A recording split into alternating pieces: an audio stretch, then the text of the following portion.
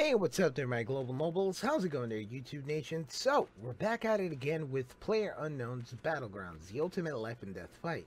Now, welcome to monthly update number 3. Now, this is the June 28, 2017 update, which is now live today, June 29th, 2017, on the live servers. Now, a lot has changed within the last 3 months, and definitely Bluehole has been working hard to pretty much make this game great. With that said, there has been huge announcements when it comes to having 25,000 players banned because of using cheats and exploits and all other stuff that's being removed from in-game to get the gain further advantage from other players. But with that said, they've been working daily hard, hand in hand, just to make sure that all of these, loopholes get patched.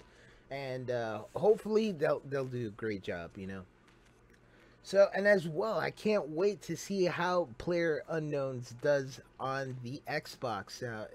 As far as we know, it's still a sketchy thing, but they're being announced that, this might actually hit the Xbox One or the Xbox Scorpio, but who knows? Let's see what happens. But with that said, don't forget to rate, leave a like on this video if you found this informative, and as well, don't forget to subscribe so you can actually get more patch notes and information on PlayerUnknown's Battlegrounds. And as well, don't forget to hit that follow button on the Twitch channel. That way we can all participate into giveaways and all of this other good stuff that comes about when playing live on Twitch. So without further ado, let's get into some gameplay and let's see what is up.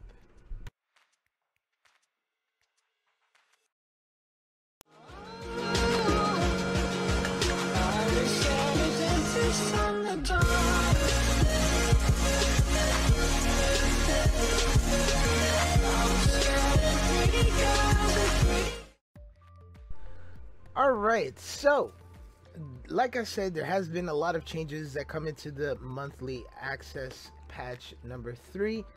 Definitely there is a nice setting here. Oh, I love this. I love this. Look at this. This view is so amazing. Look at that. Alright, so when it comes to server side performance, they've improved network performance by reducing the amount of data being sent from the server to the client. They've also reduced network lag by preventing a large amount of data being sent from the server to the client simultaneously. Now we're going on to the client side performance. They fixed an issue of frame drop when other characters were around by optimizing nearby characters. Fixed an issue of frame drop when the vehicles were around by optimizing the vehicles. Optimized the starting airplane and the care package airplanes. They've improved rendering performance of weapons from far off, made improvements to weapons animations, optimized many in-game effects including the red zone bombing effect area, improved many user interface features, improved the features regarding rainy weather. So that means no more lag when it comes to the rainy weather, and I can't wait to see how the red bomb effect area pretty much works out. And as far as the user interface, a lot of you may have seen my older videos where the user interface looks kind of weirdish. Now it looks kind of simplish, so you get this kind of simple look. Now we're on to the new items. Now the new items that have been added, which was the Grozo, is an assault rifle chambered at 7.62mm ammo and can only be acquired by the care package. They've also added a P18C, which is a pistol chambered for 9mm ammo with full auto fire mode. They've also added pretty much new gameplay, and for that we'll get onto the gameplay section. The Vector and UMP now support burst mode. Now remember, the Vector and the UMP pretty much had single and full auto fire mode. Now you get to have a little bit of a switch with the burst fire mode. Now you can pick up items while moving. The interaction of animation will not force you to stop anymore, but will make you move slowly. So I'm guessing every time now they've actually implemented that feature where you basically get this, this cool little thing going on where you can move and reload, move, pick up items that you want. And it seems simple, it seems cool, and it's about time that they added this. I know it was a little bit hard for them to implement it, but definitely it is a treat. You may now interact with doors, items, and vehicles while reloading. Reload will be cancelled with such interactions. So I'm guessing once you reload and you pick up something or you touch something, definitely what will eventually happen is that the process of reloading will get canceled while you're just there trying to open up a door or trying to get access to something.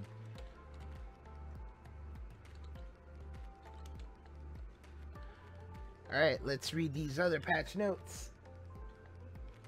The screen will gradually desaturate based on the remaining health during the revive state. So meaning that I'm guessing what happens is you see the light, you want to touch the light every time you are in a group or duo and you're about to die, and the less health you have is basically how less you see the screen or how you visually see the world.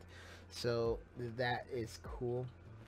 The blood effect does not appear during the revive state anymore. So I'm guessing that the blood that you normally see when you get hit, shot, or whatever no longer appears in the revive state. So it basically gets wiped off, and you're basically, they're getting revived by your teammate, and things are back to hunky-dories. Adjusted the kill count system in duos and squad modes. A person knocking out an opponent will receive a kill count regardless of the actual killer. So I'm guessing now you get like an assist point. It counts as a kill. This has been totally seen lots of times when, when you're in Battlefield or any other game, you get to kill somebody and then somebody, gets the assist, or the other way around. So I'm guessing now it just actually works that way. Adjusted the F key interaction to prioritize the revive action in certain cases. So if you definitely see like an item on the ground and your friend is right next to it, so instead of going for that item, you'll actually be reviving your friend instead. So it's always a great thing to look out for your teammates first, other than that can of Red Bull. You can now pull out your pistols faster. Fire mode will no longer be switched during reload. Adjusted the play area to spawn more evenly within a circle so that the play area does not appear in the center so frequently. Adjusted the default quantity to be selected at 1 when pressing the control key at inventory to partially drop or pick up items. Adjusted the motorcycle and the motorcycle with sidecar to move more smoothly. You can no longer switch to or from prone while picking up items. The red dot sight is now attachable to pistols except for the revolver. Increase the recoil on the UMP. Now, a lot of these things are pretty good within the gameplay updates. Definitely the UMP's recoil is a bit much of a downer for some who love the UMP stability. Even with the handle grip, you were able to pretty much kill anyone on sight using just that. But now that the UMP's recoil has gone up, you're probably looking at an AK-47 stance, and it is going to be a little bit more difficult for you to even get a shot out without trying to manipulate or try to hurt yourself in the process. But let's get on to the world changes. Now, there are tons of world changes here. They've added they added two new weather settings, which is sunset and clear skies. As you can see, this is I think this is the sunset. Um, yeah, this is the sunset theme, and it looks pretty cool. I love it. It does well on the eyes, and especially if you're wearing those prototype glasses, definitely these things will shine bright like diamonds. They've added destructible cabins. They added new animation for when a character is at speed of taking a fall damage. Now we're on to the items and vehicles. They've adjusted vehicles to face random directions at spawn. Adjusted loot balance for certain items. The VSS will no longer be found in care packages. It will remain to be spawned in the map area. At low probability, you will be able to acquire AR silencers, SR silencers, and 4X scopes in the care packages. The spawn rate of the UMP was slightly decreased, while as the spawn rate of the Uzi was slightly increased.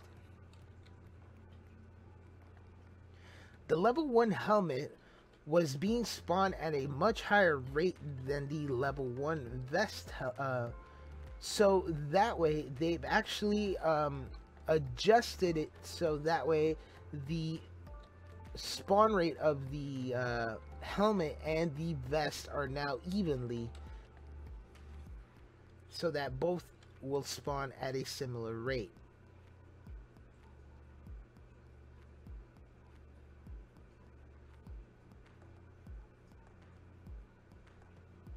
Increase the spawn rate of items in regions and buildings with relatively low spawn rate. Change the names of certain attachments and weapons.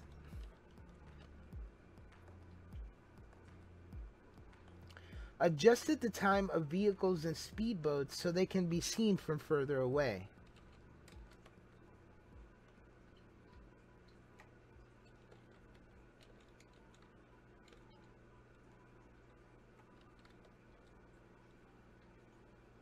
Improve the starting airplanes. They've also added some animation that the cargo door opens when participants get ejected.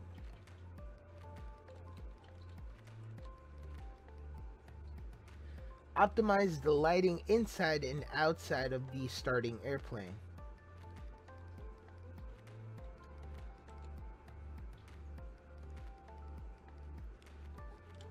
Alright, so now that we're done with the new features and games and items and all of this world stuff, let's get onto some user interface. Now, there has been some quite changes into the your user interface, sorry. But most of you have probably noticed, taken light into it, and some of you have actually commented saying, yeah, it looks kind of weird, but something that they could go ahead and work with. So let's get into some UI changes. Now, when it comes to the user interface, they've adjusted the direction of teammates icons to the direction of the teammates' faces. So depending on where you're facing, the icons will now follow the actual person instead of you looking like a maniac trying to figure out where the heck your teammates are. So that's a good thing. They've added a teammates list on the world map. They've improved the animation of the character's recoil. They've removed death marks of teammates after a certain period of time and or the distance traveled far from the death originated. So depending on where your teammates died, right? If you're actually, say for instance, if you're actually over here and your teammates died over here, but now you're over here, you will no longer see the death icon on your map or anywhere on your screen, which is great. It's actually the best thing that they could have done. This was definitely annoying when it came to having your teammates die on you, and then you know, just trying to determine on the map where you are, and you know, trying to have that icon just be removed. Really, you know, that was pretty much a pain. They've also added 3 new languages, which is Thai, Indonesian, and Vietnamese. Alright, so last but not least, we're on to the bug fixes of this monthly patch. Now, bug fixes include fixed an issue where the voice chat was volume blasted headphone rip users. You know, it was plainly seen that, you know, whenever you get onto the starting airplane and a whole bunch of people are trying to talk at the same time, you got to hear a boost in voice chat, and then all of a sudden the voice chat will just, you know, slightly dissipate within time. But this was yet again really freaking annoying. So when it came down to it, you know, it just it wasn't the most pleasant thing you would want to have, you know, coming out through your ears. So glad that they were able to go ahead and fix that. Fixed an issue where the character was not at the center of the screen while on parachute. Now, most of you have actually reported this, that whenever you parachute, you're off to the side instead of it being focused into the center. This has also been an issue for me once or twice, but not really much of something that I really was concerned about. But a lot of people thought that, yeah, you know, this shouldn't be happening in game and definitely should be changed.